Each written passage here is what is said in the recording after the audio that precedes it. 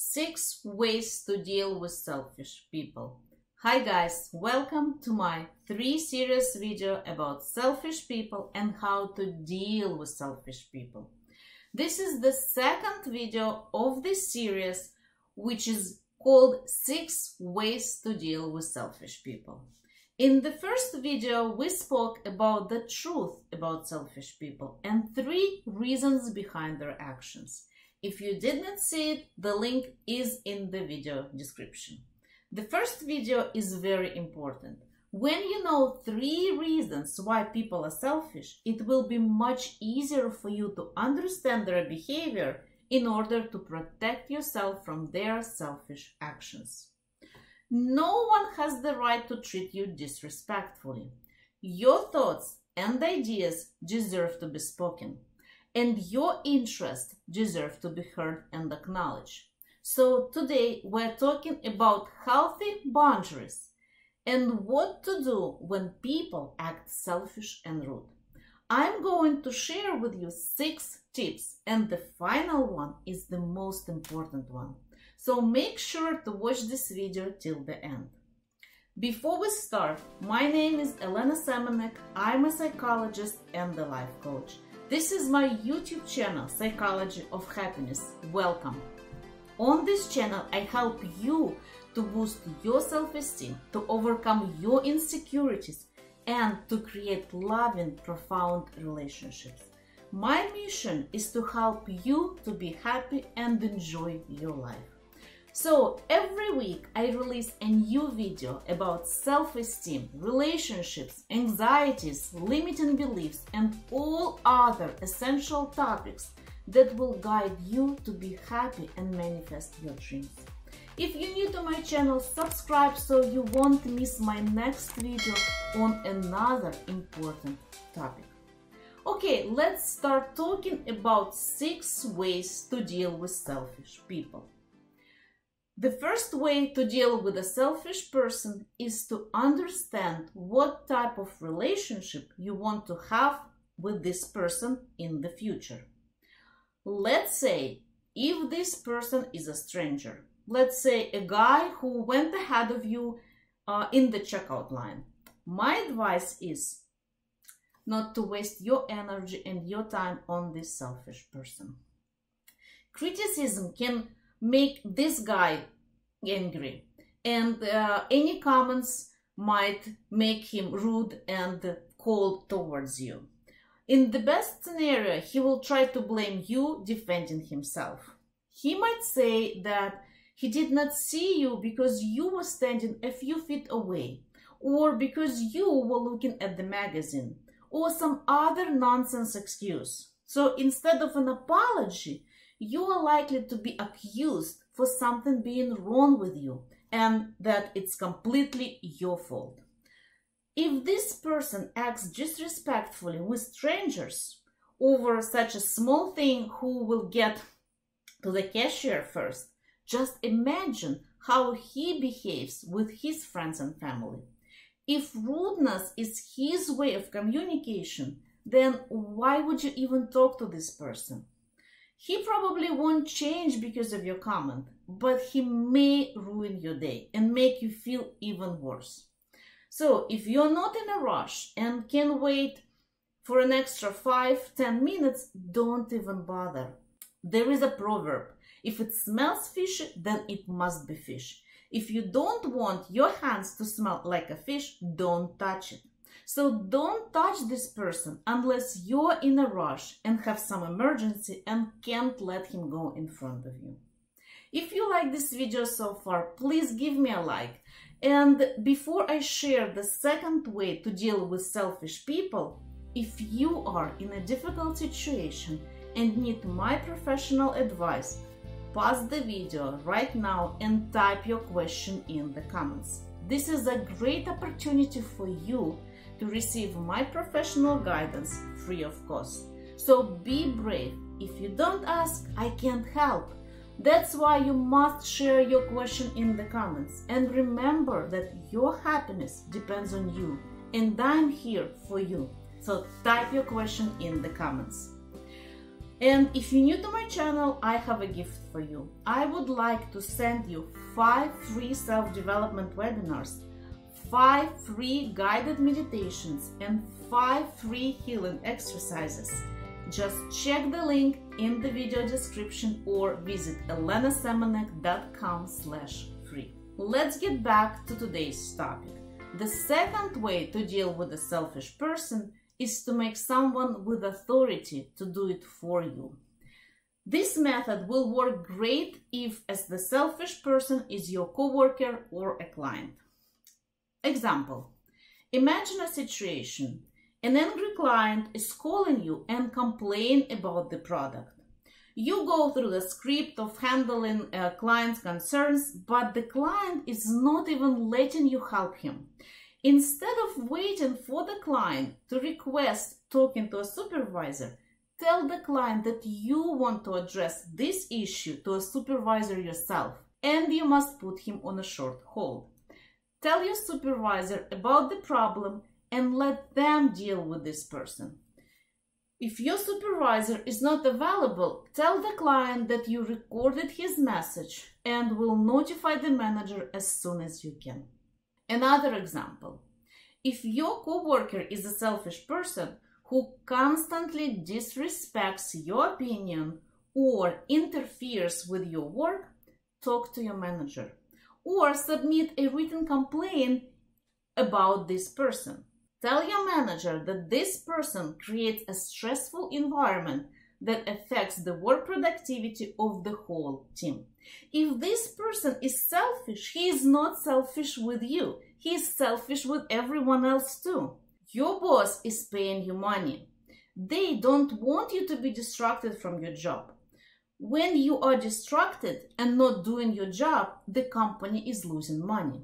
As a result, the boss is not going to be happy with your performance and might even fire you.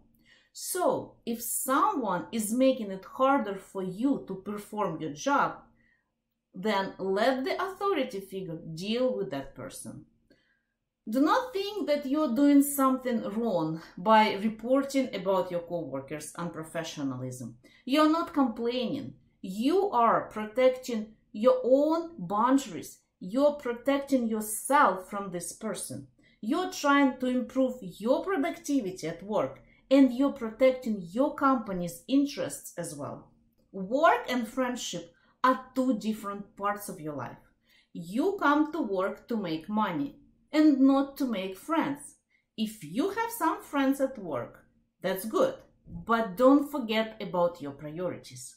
Your friends should know that when you are at work, you are co-workers. And when you're outside of work, then you can be friends. Separate those 2 things and everything else will fall into place. Before we talk about the third way to deal with selfish people, I would like to invite you to my Happiness Club. The Happiness Club that I created for people just like you, for people who want to learn how to become confident, how to create healthy boundaries, and how to create loving, profound relationships. Become a member of my Happiness Club and receive unlimited, instant access to my entire healing database that includes guided meditations, self-development webinars, life coaching techniques, breathing exercises, art therapy, and my professional support. I do live sessions where members of my Happiness Club ask me questions and receive their answers for free. These live sessions are free for all members of my Happiness Club. Also, in my Happiness Club, you can enroll, also for free, into 3 online courses: Healing Your Inner Child, Emotional Eating and Weight Problems, and course number 3 is called Program Yourself for Success. To learn more, visit elenasemenek.com/happiness or check the link below the video. Let's get back to the topic. The third way to deal with a selfish person is to repeat their last phrase. This method is recommended to use with your close friends and family. It will not be as effective with strangers or colleagues at work. This method will work great with people who really care about you. Let's say your partner had a bad day. He comes home and ignores you. He replies short and cold to your questions and you feel disrespected. In this situation, instead of creating an argument and accusing your partner of being selfish, just try to repeat his last phrase. For example, if you're asking him, "What would you like for dinner?" He says, "I don't really care." Just say, "I don't really care." Okay. And pause. When people are angry, most of them want only one thing. They want attention. And they want to be heard. So just by repeating their last phrase, you tell your partner that you've heard them. By doing this, you show the other person that you listen to them and that his opinion is important. When you're going to repeat their last phrase, the key here is to use neutral tone. Not with an accusing intonation or mocking intonation. Speak with a neutral tone and add okay at the end. So don't say, "I don't care," or "Oh, I don't care." Just say neutral. "I don't care." Okay. And then pause. If you get emotional, then this method will not work. Okay, moving on. The fourth way to deal with selfish people is not to take their actions personally. This advice is good for dealing with all types of selfish people, close friends, co-workers, strangers. This is a very simple advice. Do not take their actions personally. Just leave the conversation until this person is able to communicate in a normal way. Tell the person that you feel disrespected and their words or actions are hurting you, and just leave the room. Do not get involved in an argument. Do not try to prove your point. Take a pause. Give the other person to calm down, and then you will be able to communicate assertively. The fifth way to deal with selfish people is to change the subject of the conversation. If you see that the person gets angry, rude, or defensive and start attacking you by being selfish, just change the subject and use I statement. For example, you can say, "I feel like I'm being criticized. Let's just change the subject to avoid any further misunderstandings." Or another example, you can say, "I see that we are not on the same page in regards to this topic. So let's not escalate it. And instead, let's talk about something else."